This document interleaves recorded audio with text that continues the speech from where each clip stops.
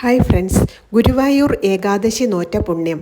അതായത് 2024 ഡിസംബർ 11 തീയതിയായിരുന്നു ഈ വർഷത്തെ ഗുരുവായൂർ ഏകാദശി.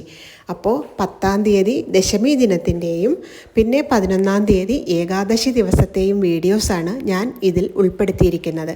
അതായത് ദശമി ദിവസത്തിനും തലേ ദിവസം വരെ അന്തരീക്ഷവും കാലാവസ്ഥയും ഒക്കെ വളരെയേറെ മോശമായിരുന്നു.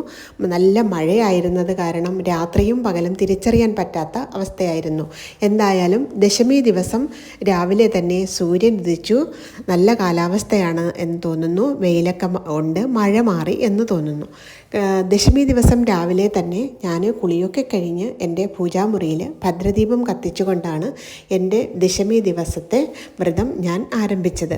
അപ്പോൾ പൂജാമുറിയിൽ 5 തിരിയിട്ട് ഭദ്രദീപം കത്തിച്ചതിന് ശേഷമാണ് ഞാൻ എൻ്റെ ദശമി ദിവസത്തെ വ്രതം ആരംഭിച്ചത്.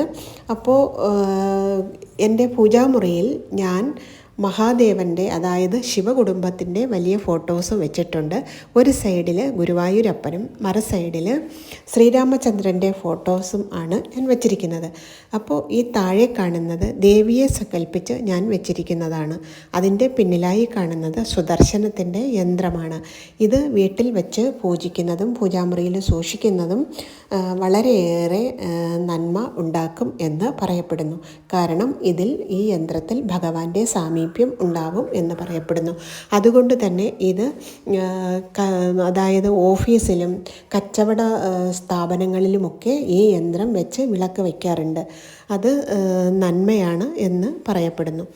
പിന്നെ ദശമി ദിവസം ഞാൻ രാവിലെ പിന്നെ ചെയ്തത്, വിളക്ക് കത്തിച്ചതിന് ശേഷം ഒരു നാളികേരം എടുത്ത് അത് ഗണപതി ഭഗവാനെ സങ്കല്പിച്ച് എൻ്റെ ഏകാദശി വ്രതത്തിന് യാതൊരുവിധ തടസ്സങ്ങളും വരാതിരിക്കാൻ വേണ്ടി ഞാൻ ഭഗവാനെ പ്രാർത്ഥിച്ചുകൊണ്ട് ആ നാളികേരം തലയ്ക്കുഴിഞ്ഞ് ഗണപതി ഭഗവാന്റെ നടയിൽ അടിക്കാൻ വേണ്ടി മാറ്റിവെച്ചു. അതായത് എൻ്റെ ഏകാദശി വ്രതത്തിന് യാതൊരുവിധ കോട്ടങ്ങളും വരാതിരിക്കാനും ഭഗവാനിൽ നിന്നും ഏകാദശി വ്രതം നോക്കുന്ന എനിക്ക് സൽഫലങ്ങൾ ലഭിക്കുന്നതിനും വേണ്ടിയാണ് ഞാൻ ഇങ്ങനെ ചെയ്തത്. ഗുരുവായൂർ ഏകാദശി വ്രതം നോറ്റുകൊണ്ട് ഗുരുവായൂർ അമ്പലത്തിൽ പോകണം എന്നത് എൻ്റെ വളരെ നാളത്തെ ആഗ്രഹമായിരുന്നു. അത് എനിക്ക് ഇപ്പോഴാണ് സാധിച്ചു കിട്ടിയത്. അതിനാൽ തന്നെ അവിടെ പോകുന്നതിലേക്ക് വേണ്ടി നേരത്തെ തന്നെ ഞാൻ ട്രെയിനിൽ റിസർവേഷൻ ചെയ്തിട്ടുണ്ടായിരുന്നു.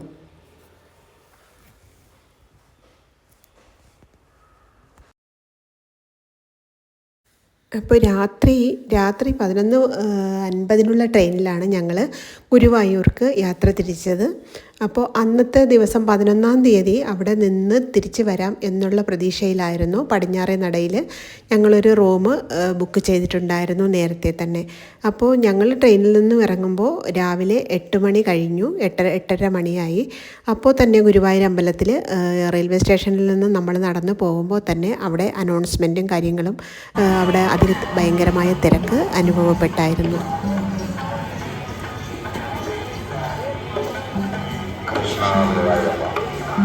ഞായറാഴ്ച ശശികല ക്ഷേത്ര പരിസരത്തുണ്ടെങ്കിൽ കിഴക്കേ നടയിലുള്ള ഇൻഫർമേഷൻ സെന്ററിന് സമീപം എത്തിച്ചേരുക. ശൈല കാത്തു നിൽക്കുന്നു. ഞായറാഴ്ച എന്ന് വന്നിട്ടുള്ള ശശികല ക്ഷേത്ര പരിസരത്തുണ്ടെങ്കിൽ കിഴക്കേ നടയിലുള്ള ഇൻഫർമേഷൻ സെന്ററിന് സമീപം എത്തിച്ചേരുക. ശൈല കാത്തു നിൽക്കുന്നു. റൂമിൽ വന്ന് കുളിയൊക്കെ കഴിഞ്ഞ് ഞങ്ങൾ ക്ഷേത്രത്തിൽ പോകാനായിട്ട് തയ്യാറാവുകയായിരുന്നു. അപ്പോൾ ഞാൻ അവിൽപ്പൊതിയും ഭഗവാന് ഒരു പട്ടും ഒക്കെ കൊണ്ടാണ് വന്നത്. അപ്പോൾ അതൊക്കെ എടുത്ത് ഞങ്ങൾ ക്ഷേത്രത്തിലേക്ക് പുറപ്പെട്ടു, പടിഞ്ഞാറ് നടയിലൂടെ.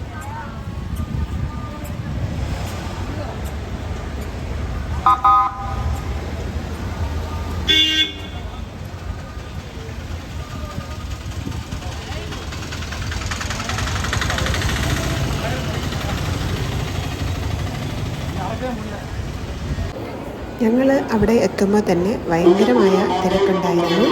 അപ്പോൾ തിരക്കിങ്ങനെ നടപ്പന്തലിൻ്റെ അവിടെ കൂടി ഇങ്ങനെ തിരക്ക് ആയിരുന്നു, ക്യൂ ആയിരുന്നു. അപ്പോൾ ഈ ക്യൂവിൻ്റെ എൻഡ് കണ്ടെത്താൻ വേണ്ടിയിട്ട് ഞങ്ങൾ കുറേ നടന്നു. എന്നിട്ടും നടന്നിട്ടും ഈ ക്യൂവിൻ്റെ എൻഡ് കണ്ടെത്താനായിട്ട് ഞങ്ങൾക്ക് കഴിഞ്ഞില്ല. കുറേ പോയപ്പോൾ ആണ് മനസ്സിലായത് നല്ല വെയിലാണ്. ഇന്ന് രാവിലെ മുതൽ വൈകുന്നേരം വരെ നിന്ന് കഴിഞ്ഞാലും ഞങ്ങൾക്ക് ഞങ്ങൾക്ക് ഭഗവാനെ തൊഴാൻ പറ്റില്ല എന്ന് മനസ്സിലാക്കിയിട്ട് ഞങ്ങൾ നടപ്പന്തലിൻ്റെ അവിടെ വന്ന് ഭഗവാനെ വെളിയിൽ നിന്ന് ഒന്ന് കാണാനൊന്നും പറ്റില്ലായിരുന്നു. എങ്കിലും ഒന്ന് തൊഴുതിട്ട് അവിടെ സൈഡിൽ ക്ഷേത്രത്തിൻ്റെ നടയിലിരുന്ന് നാമം ജപിച്ചിരുന്നായിരുന്നു. പിന്നെ കുറച്ച് നേരം മേൽപ്പത്തൂർ ഓഡിറ്റോറിയത്തിൽ അവിടെ വിവിധ തരങ്ങളായ പ്രോഗ്രാംസൊക്കെ നടക്കുന്നുണ്ടായിരുന്നു. പിന്നെ ഞങ്ങൾ കുറച്ച് നേരം അവിടെയും പോയിരുന്നു.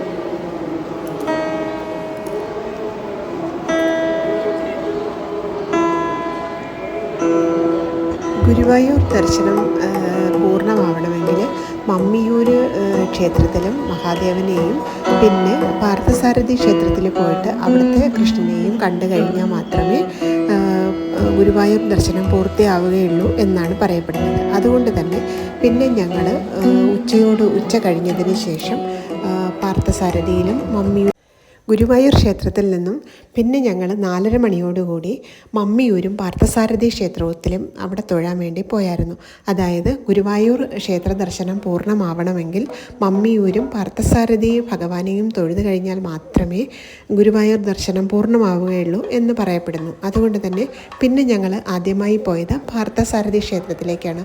അവിടെ പോകുമ്പോൾ ഭഗവാന്റെ രഥം എഴുന്നള്ളിപ്പ് നടക്കുന്നുണ്ടായിരുന്നു. അതിന് വേണ്ടുന്ന താളമേളങ്ങളൊക്കെ വാദ്യമേളങ്ങളൊക്കെ ആയിട്ട് എല്ലാവരും റെഡിയായി നിൽക്കുന്നത് കണ്ടു.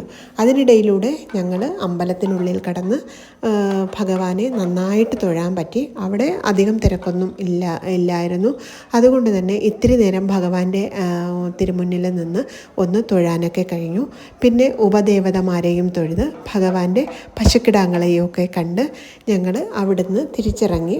പിന്നെ പോയത് മമ്മിയൂർ മഹാദേവനെ കാണാനാണ്.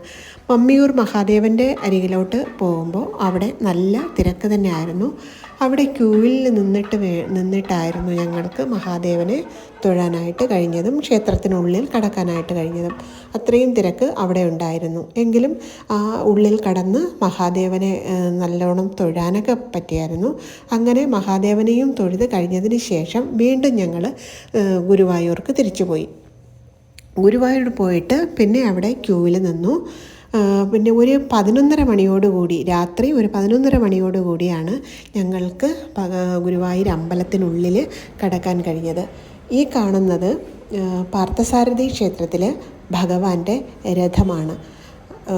പിന്നെ ഞങ്ങൾ ഗുരുവായൂർ പോയിട്ട് 11:30 അമ്പലത്തിനുള്ളിൽ കടന്നെങ്കിലും അപ്പോൾ ശിവേലി ഉണ്ടായിരുന്നു. ആനപ്പുറത്ത് ശിവേലി നടക്കുന്നുണ്ടായിരുന്നു. അപ്പം ഞങ്ങൾ ക്ഷേത്രത്തിനുള്ളിൽ ആ ശിവേലി നടക്കുന്നതിൻ്റെ തൊട്ട് അടുത്ത് തന്നെ നിൽപ്പുണ്ടായിരുന്നു.